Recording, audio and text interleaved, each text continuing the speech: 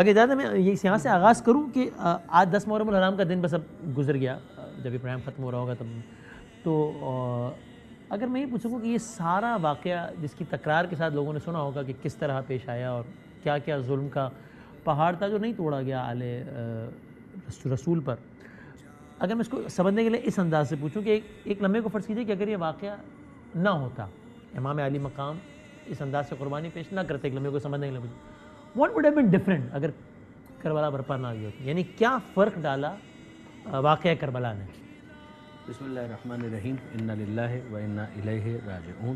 میں سب کی خدمت میں اور آپ لوگوں کی خدمت میں بھی تعزیت پیش کرتا ہوں، اور کربلا کے حوالے سے یہ جو کوشچن آپ کا ہے وہ بہت ریلیونٹ کوشچن ہے کہ اگر واقعہ کربلا نہ ہوتا تو کیا ہوتا۔ ایک تو گونگی زبانوں کو بولنے کا حوصلہ نہ ملتا، یہ تو طے شدہ بات ہے کہ واقعہ کربلا سے پہلے اور واقعہ کربلا کے بعد جو ایک بنیادی فرق ہمیں نظر آتا ہے کہ وہ زبانیں کہ جن کے پاس حوصلہ ہی نہیں تھا کہ وہ اپنے آپ کو ایکسپریس کر پاتی، کربلا کے واقعے کے بعد ان سب کو حوصلہ ملا۔ یعنی اگر آپ جناب حر کے حوالے سے دیکھیں تو انہوں نے اپنے آپ کو ایکسپریس کیا ہے، یعنی اقتدار کے سامنے جو آمریت کا ماحول تھا اس کے اندر انہوں نے اپنے آپ کو ایکسپریس کیا ہے اور فلور کراس کیا ہے اس طرف کہ جہاں پر شہادت موجود ہے۔ اسی طریقے سے اگر آپ دیکھیں تو واقعہ کربلا کے بعد جناب زید بن ارقم دربار ابن زیاد کے اندر ابن زیاد کو چیلنج کر رہے ہیں، یعنی اس موقع پر جب اس نے چھڑی کے ذریعے سے امام علیہ السلام کے دندان مبارک کے ساتھ گستاخی کرنا چاہی تو اس نے وہاں پر چیلنج کر دیا اور یہ کہا کہ خبردار اس چھڑی کو ہٹا لے، میں نے اپنی آنکھوں سے دیکھا ہے کہ پیغمبر اکرم جھک جھک کر ان لبوں کو چوما کرتے تھے۔ ایسا ہی واقعہ آپ کو دربار یزید کے اندر بھی مل جائے گا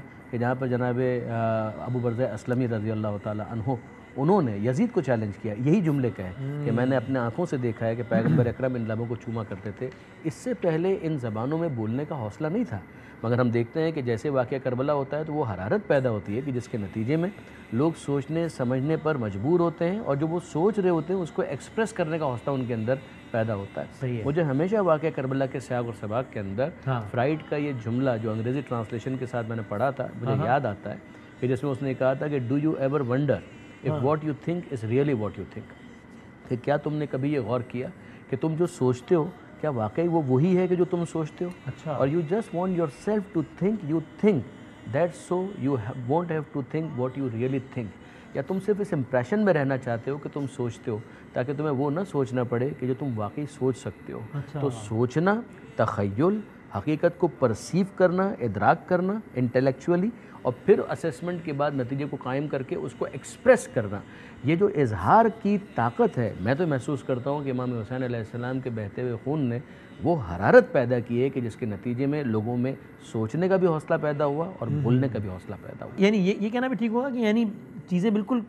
میں ظاہر اپنی سطح کی بات کر رہا ہوں کہ بالکل کلیئر ہو گئی، کرسٹل کلیئر ہو گئی، یعنی کہ یہ امام علی مقام نے، حالانکہ اس وقت تو بظاہر معاملہ یہ ہوا کہ یہاں نہ صرف امام علی مقام خود بلکہ آپ کے خانوادہ بھی جو ہے وہ شہید ہو گیا، شادیاں نے اس کیمپ میں بج رہے تھے، لیکن ہمیشہ کے لیے یعنی یزیدیت اور حسینیت ایک حق کا اور ایک باطل کا استعارہ بن گیا، ڈیفائن ہو گیا کہ آج حق کی علامت، حق کا استعارہ حسینیت اور ہر چیز سے بالاتر ہوگا، اور دوسری طرف جو ہے وہ باطل اور ظلم اور گندگی کا استعارہ جو ہے وہ یزیدیت بن گیا۔ بسم اللہ الرحمن الرحیم، صلی اللہ علیہ وآلہ واصحابہ وبارک وسلم۔ دیکھیں، سب سے پہلے تو میں کہنا چاہوں گا جو علامہ صاحب فرما رہے تھے نا جب، اور ایک ان پر ایک کیفیت بھی طاری تھی، تو میں یہ کہوں گا کہ یہ اس غم کا حقیقت ہونا، اس قربانی کا ایک عظیم ہونا، اس بات کی ایک بڑی دلیل بھی یہ ہے۔ دیکھیں، آپ پر یا کسی پر بھی خدا نہ خواستہ کوئی غم، کوئی ٹریجڈی ہو جائے نا، تو کچھ دنوں کے بعد وہ آہستہ آہستہ غم ہلکا ہوتا چلا جاتا ہے۔ پھر ایک وقت آتا ہے کہ کبھی کبھی طاری ہو جائے لیکن پھر نکل جاتا ہے۔ صحیح ہے، وہ پھر غم طاری نہیں ہوتا، تازہ نہیں رہتا۔ لیکن یہ ایک ایسا غم ہے کہ جب محرم کا مہینہ آتا ہے اور خاص طور پر یہ ایام آتے ہیں تو یہ غم طاری ہو جاتا ہے۔ اچھا، جو آپ نے معرکہ خیر و شر کی بات کی نا، جی ہاں، دیکھیں یہ ازل سے، یعنی جب سے دنیا بنی ہے تب سے جاری ہے۔ کہتے ہیں نا کہ ستیزہ کار رہا ہے ازل سے، چراغ مصطفی سے شرار بولہبی، جی یہ شروع سے ہے۔ آپ دیکھیں، آدم علیہ السلام سامنے شیطان، اچھا اسی طریقے سے حابیل سامنے قابیل، ابراہیم علیہ السلام سامنے نمرود، موسیٰ علیہ السلام سامنے فرعون،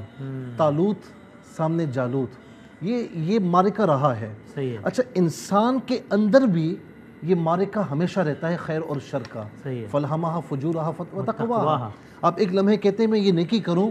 دوسرے لمحے سوچتے ہیں کہ یہ نہ کروں، ٹھیک ہے نا، تھوڑی دیر ہو جائے بعد میں کر لوں گا. یہ امام حسین رضی اللہ تعالی عنہ بظاہر ایک شخصیت کا نام ہے، یزید ایک شخصیت ہے، لیکن اتنی عظیم قربانی اور اتنے عظیم مقصد کے لیے، یاد رکھنا کہ عظیم قربانی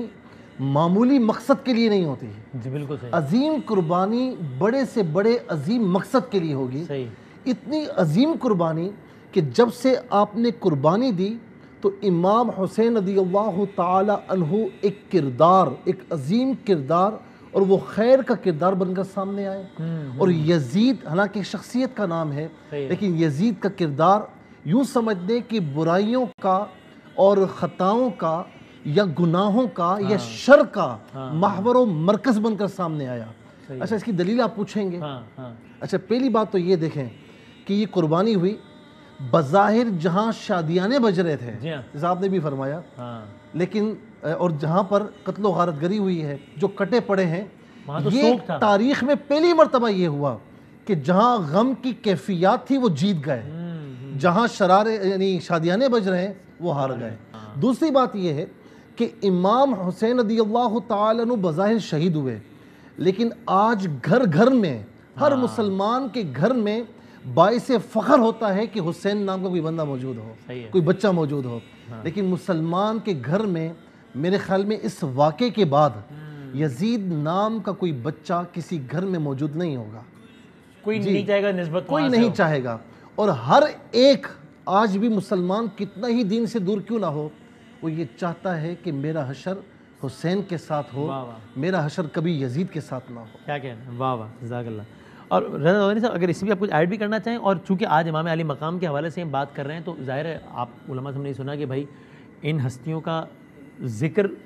بھی کرنا بہت ضروری ہے، تواتر کے ساتھ اس کی فضیلت اور سارا کچھ ہے، بلکہ ایمان کا حصہ ہے، اور ان کی جو فکر تھی اس پر بھی عمل کرنا بہت ضروری ہے. تو میرا خیال ہے آج کا دن بڑا ریلیونٹ ہے کہ اگر امام علی مقام کی کچھ بھی تعلیمات میں سے کچھ نصیحت یا کوئی ایسا واقعہ جس سے کوئی لیسن ہو تو آپ پلیز وہ بھی عرض کیجیے گا. مثال کے طور پہ ہم نماز کے حوالے سے سنتے ہیں کہ امام علی مقام نے کتنے سخت ترین مرحلے میں بھی نماز نہیں چھوڑی، یا اس طرح کا کوئی بھی واقعہ اگر آپ دونوں سے ایک ایک کریے گزارش. یعنی آپ دیکھیے کہ اگر اسی حوالے سے دیکھیں تو کربلا کے واقعے کے اندر تو کتنے ہی ایسے مرقع ہمیں نظر آ جاتے ہیں. مثلا ظہر کی نماز ہے تو زہیر ابن قین اور اس موقع پہ جناب سید ہیں وہ سامنے کھڑے رہتے ہیں، تیروں کو اپنے سینے پہ برداشت کرتے ہیں، اور امام حسین علیہ السلام اپنی مختصر جماعت کے ساتھ نماز جماعت پڑھ رہے ہیں. ہمیں نظر آتا ہے کہ امام حسین علیہ السلام نے فجر کے موقع پر جناب علی اکبر سے کہا تھا کہ اے بیٹا علی اکبر آج تم لہجہ رسول میں اذان دو، اس لیے کہ وہ شبیہ رسول تھے، چہرے کے اعتبار سے بھی، کردار کے حوالے سے بھی، اور آواز کے حوالے سے بھی. تو امام حسین علیہ السلام نے اپنے ریگولر جو مؤذن ہے حجاج ابن مسروق ان کو روک دیا، کہا کہ نہیں، عاشور کے دن جو اذان دی جائے گی وہ لہجہ رسول میں میرا فرزند علی اکبر اذان دے گا. تو آپ دیکھیں کہ بار بار مختلف حوالوں سے اپنا بھی تعارف ہو رہا ہے، کربلا والوں کا بھی تعارف ہو رہا ہے، خود نماز کا بھی تعارف ہو رہا ہے. پھر امام حسین علیہ السلام عصر عاشور جب سجدہ آخر میں تھے تو پروردگار عالم سے جو مناجات کر رہے ہیں کہ الہی قد وفیت بعہدی فاوف بعہدک، اے پروردگار جو کام میرے ذمے تھا وہ تو میں نے پورا کیا، اب مالک جو تو کرنا چاہتا ہے اسے انجام دے. یعنی یہ ایک سیٹسفیکشن کا لیول آپ دیکھیں کہ شمر کا خنجر چل رہا ہے، مگر امام مظلوم جو ہے وہ سجدے میں پروردگار سے مناجات ان الفاظ کے اندر کر رہے ہیں. پھر ہمیں یہ بھی فراموش نہیں کرنا چاہیے کہ جب امام چلے تھے مدینہ منورہ سے تو انہوں نے ایک ڈاکومنٹ باقاعدہ لکھوایا تھا، اس کے اندر اپنے مقاصد کو بیان کیا تھا کہ لم اخرج اشرا ولا بترا ولا مفسدا ولا ظالما انما خرجت لطلب الاصلاح فی امت جدی، کہ میں جو جا رہا ہوں تو میں صرف اس لیے کہ اپنے جد کی امت کی اصلاح چاہتا ہوں. اريد ان آمر بالمعروف وانہی عن المنکر، میں امر بالمعروف کرنا چاہتا ہوں اور نہیں عن المنکر کرنا چاہتا ہوں. واسیر بسیرت جدی و ابی علی ابن ابی طالب، اور یہ وہی راستہ ہے کہ جو میرے جد مصطفیٰ کا راستہ تھا اور میرے بابا علی مرتضیٰ کا راستہ تھا. اس پر امام کس حد تک کاربند رہیں، آپ پورے وہ خطبات اٹھا کر پڑھتے چلے جائیے جو راستے میں امام نے دیے. یعنی امام نے مکہ پہنچ کر کیا کہا اس کو انالائز کیجئے، جو کربلا کے راستے میں حر سے جب ملاقات ہوئی اس کو مخاطب کر کے کیا کہا اس کو آپ دیکھیں. پھر 3 دن کی بھوک اور پیاس کے بعد امام کس اطمینان کے ساتھ اور سیٹسفیکشن کے ساتھ خطبہ دے رہے ہیں. یعنی آپ مت بھولیے گا کہ لنبلونکم بشیء من الخوف، وہاں پر ایک مستقبل کے حوالے سے اندیشے بھی موجود ہیں، بھوک بھی موجود ہے، مال تلف ہونے والا ہے، امام جانتے ہیں۔ اسی طریقے سے بچوں کے حوالے سے بالکل معلوم ہے کہ سب شہادتیں بالکل آمادہ ہیں، تیار ہیں۔ یہ بھی پتہ ہے خیموں کو آگ لگنے والی ہے، یہ بھی پتہ ہے کہ چادریں خطرے میں، یہ بھی پتہ ہے کہ بچی کو تماچے لگنے والے ہیں، اور اس ساری کیفیت کے اندر یعنی پانچوں ہیڈز جو اس آیت کے اندر بیان کیے گئے ہیں ان کے اندر تمام کے تمام امتحانات ایک دن میں جس شخص نے دیے ہیں وہ حسین مظلوم ہے، اور پھر سیٹسفیکشن کتنا زیادہ ہے کہ پورے اطمینان کے ساتھ لوگوں کے سامنے اپنا تعارف بھی کروا رہے ہیں کہ دیکھو جلدی مت کرنا، ایسا نہ ہو کہ تمہیں بعد میں پچھتاوا ہو، میں تو آیا ہی شہید ہونے کے لیے ہوں، لیکن یہ نہ ہو کہ تمہیں بعد میں افسوس ہو اور پچھتاوا ہو کہ تم نے کس کے خلاف اقدام کیا ہے۔ جانو کہ میں کون ہوں، میرا حسب کیا ہے، میرا نسب کیا ہے، میرے جد کون ہے، میں خود کیا ہوں کہ میرے علاوہ کسی اور کے لیے پیغمبر اکرم نے، میرے نانا نے یہ کہا تھا کہ حسن اور حسین جنت کے جوانوں کے سردار ہیں۔ پھر تم بتاؤ کہ کیسے تمہارے لیے جائز ہو گیا کہ تم جنت کے جوانوں کے سردار کے مقابلے میں تلوار کھینچ کر آ جاؤ؟ یعنی اگر کوئی دینی تمہارا آبجیکٹو یا موٹیو ہے تو سوچو تو صحیح کہ جنت میں جانا چاہتے ہو تو کیا جنت کے جوانوں کے سردار پر تلواریں تاننے کے بعد تمہیں جنت مل سکتی ہے؟ اور پھر پوچھتے ہیں کہ یہ بتاؤ کہ سب چھوڑو، یہ بتاؤ تو میں نے کیا جرم کیا ہے کہ جس کے لیے میرے مقابلے پر تلواریں کھینچ لی ہے تم نے؟ یہ بتاؤ کہ کیا میں نے کسی کا مال لوٹا ہے، کسی کو قتل کیا ہے، کسی کو زخم لگایا ہے؟ اور سامنے سے ایک ہی بات آتی ہے کہ آپ یزید کی بیعت کیوں نہیں کر لیتے؟ اور امام کہتے ہیں کہ ہاں اگر یہی تمہارا ایشو ہے تو اس کا مطلب یہ ہے کہ کوئی اور چارج نہیں ہے، یہی چارج ہے نا۔ تو اب اس کے بعد سن لو کہ جو پہلے امام نے کہا تھا وہی بعد میں جملہ وہ ہمیشہ مختلف انداز سے امام دہراتے رہے کہ مثلی لا یبایع مثلا، کہ مجھ جیسا اس جیسے کی بیعت نہیں کر سکتا۔ اب اس کے بعد جو مفتی صاحب نے ابھی تھوڑی دیر پہلے ارشاد فرمایا کہ جب جان دی جا رہی ہے اور ساری قربانیاں پیش کی جا رہی ہے اس شعور کے ساتھ، اس پورے احساس کے ساتھ، تو وہ مقصد کتنا عظیم ہوگا کہ امر بالمعروف نہی عن المنکر، بیعت سے انکار، یعنی اگر انکار بیعت کے بعد امر بالمعروف ہوگا تو پھر اس شان سے ہوگا، نہی عن المنکر ہوگا تو اس شان سے ہوگا کہ جس میں سب کچھ بھی قربان کرنا پڑ جائے تو قربان کیا جائے گا، صرف کہنے پر اکتفا نہیں کیا جائے گا، اپنا دفاع بھی کیا جائے گا، بھرپور طریقے سے جنگ بھی کی جائے گی، لیکن معلوم ہے کہ شہید ہونا پڑے گا، شہید ہو جائیں گے مگر اپنے اس عزم، اس توکل، اس استقامت، اس صبر کے اوپر کسی قسم کا کوئی کمپرومائز نہیں کریں گے۔